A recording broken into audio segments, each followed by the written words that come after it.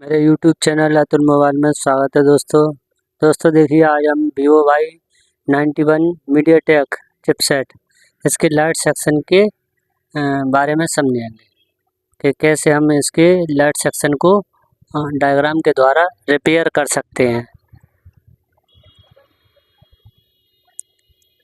इसमें हमारी जो सप्लाइयाँ होती हैं वो PWM आउट, LED कैथोड जो +5 की है, LED एनोड +5, LED कैथोड -5 और BPH पावर, ये हमारी 4 सप्लाइयाँ होती हैं। BPH पावर और +5, -5 और PWM आउट। तो इनको हमें देख के, जैसे कि हमारे मोबाइल में लाइट कम आ रही है, ग्राफिक आ रहे हैं लेकिन लाइट का कम आना या लाइट का बिल्कुल ना आना, इन दोनों चीज़ों के बारे में हम समझेंगे कि कैसे हम इसको डायग्राम के माध्यम से सही कर सकते हैं। तो सबसे पहले दोस्तों हम +5 वाली लाइन को फर्स्ट स्टेप में चेक करेंगे। LED एनोड जैसे हम +5 बोल रहे हैं, इस पर हमारे +5 वोल्टेज देखने को मिलेंगे। जैसे ही हम बैटरी लगाएंगे या चार्जर इन करेंगे, मोबाइल को हमें ऑन नहीं करना है। हमारे इस ऑरेंज कलर वाली लाइन पर +5 वोल्टेज देखने को मिलेंगे। लेकिन जब हम सेकंड स्टेप में मोबाइल को ऑन करेंगे तो ऑन करते ही हमारा इस पर बूस्ट वोल्टेज मिलेगा 20 से 50 वोल्टेज तक। तो बूस्ट वोल्टेज के लिए हमारा IC का एक्टिव होना ज़रूरी है। तो एनोड लाइन है वो हमारी एक कैपेसिटर, एक रेजिस्टेंस, डायोड और कॉइल, इन चीज़ों से जुड़ी हुई होती है। अगर हमारी मोबाइल में ग्राफिक आ रहे हैं और लाइट कम आ रही है तो ज़्यादातर प्रॉब्लम हमारी कॉइल से बनती है। ये जो बूस्ट कॉइल है इससे बनती है।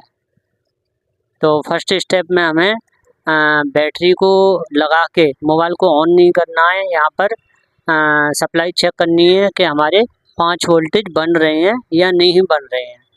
और सेकंड स्टेप में हमें मोबाइल को ऑन करते ही यहाँ पर 20 से 50 वोल्टेज मिल रहे हैं तो हमारी लाइट आएगी। अगर नहीं मिल रहे हैं तो फिर हमारे इस सप्लाई से प्रॉब्लम होती है। नेक्स्ट स्टेप में हमें देखेंगे इसकी कैथोड लाइन जो -5 की होती है। ये हमारी IC से AL62, इसमें लाइट IC लगी हुई है। ये यहाँ पर हमें BPH पावर चेक करना है। BPH पावर यहाँ पर हमें 3.5 से 4.5 वोल्टेज लगभग देखने को मिलेंगे। फर्स्ट पॉइंट पर हमारे और कैपेसिटर पर, कॉइल के इस सिरे पर और इस पॉइंट पर, डायोड के इस जगह हम डायरेक्ट बैटरी लगा के मोबाइल को ऑन नहीं करना है। हमें यहाँ पर जितनी हमारी बैटरी चार्ज होगी उतने वोल्टेज देखने को मिलेंगे। और इसके बाद नेक्स्ट स्टेप में हमें देखना है, यहाँ पर हमारे जो येलो वाली लाइन है इस पर -5 वोल्टेज मिलेंगे हमें देखने को, ये चेक करनी है। और थर्ड स्टेप में हमें PWM आउट, इसको चेक करना है। अगर हमारे मोस्टली कैथोड की लाइन से प्रॉब्लम आती है, ये जो येलो वाली लाइन है कैथोड की -5 वाली, मगर हमारे -5 वोल्टेज नहीं बनते हैं, मोबाइल को चालू करके देखना है कि -5 बन रहे हैं या नहीं बन रहे हैं, तो हमें लाइट IC चेंज करनी चाहिए। और हमारे कैथोड की लाइन के बाद नेक्स्ट स्टेप में हमें देखना है एनोड की लाइन। एनोड की लाइन जब हम मोबाइल को ऑन करेंगे तो ऑन करते ही हमारे इस जगह कॉइल पर यहाँ पर हमें 20 से 50 वोल्टेज देखने को मिलेंगे।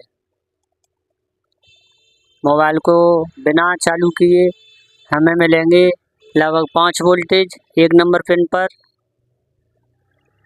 ये जो ऑरेंज कलर वाली हमारी पिन है, इस जगह हमें लगभग 5 वोल्टेज, और जैसे ही हम ऑन करेंगे तो 20 से 50 वोल्टेज तक मिलेंगे। और इस जगह येलो वाली लाइन पर हमें 5 वोल्टेज माइनस के, और इस जगह हमारे 1 से लेके 1.8 तक जब हमारी लाइट एक्टिवेट होगी तो ये PWM आउट IC से निकल के आएगा। अगर हमारी ये सप्लाइयाँ बन रही हैं तो हमारी लाइट सही हो जाएगी। अगर हमारी सप्लाइयाँ नहीं बन रही हैं तो उस कंडीशन में हमें सप्लाइयों को सही करना चाहिए। ज़्यादातर हमें BPH पावर देखने को मिलता है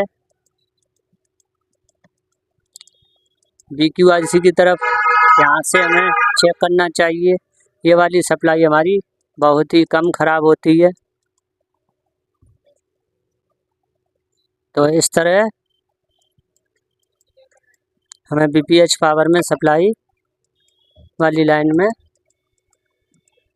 बहुत ही कम फॉल्ट देखने को मिलता है। अगर हमारी BQIC ख़राब हो जाएगी तो ही BPH पावर नहीं बनता है, या फिर हमारी ये ज़्यादातर मोस्टली कॉइल जल जाती है। उस कंडीशन में हमारा BPH पावर ना बन पाने की वजह से ये IC जब हमारी एक्टिवेट होती है तो ये बूस्ट होके यहाँ पर 20 से 50 वोल्टेज देखने को मिलते हैं। इस वाली सप्लाई पे जो प्लस 5 वाली वो LED एनोड की लाइन है, इस पर हमें देखने को मिलते हैं 20 से 50 वोल्टेज। ज़्यादातर हमारी बूस्ट कॉइल ख़राब होती है, कैपेसिटर ख़राब होता है, या डायोड ख़राब होता है, या रेजिस्टेंस ख़राब होता है।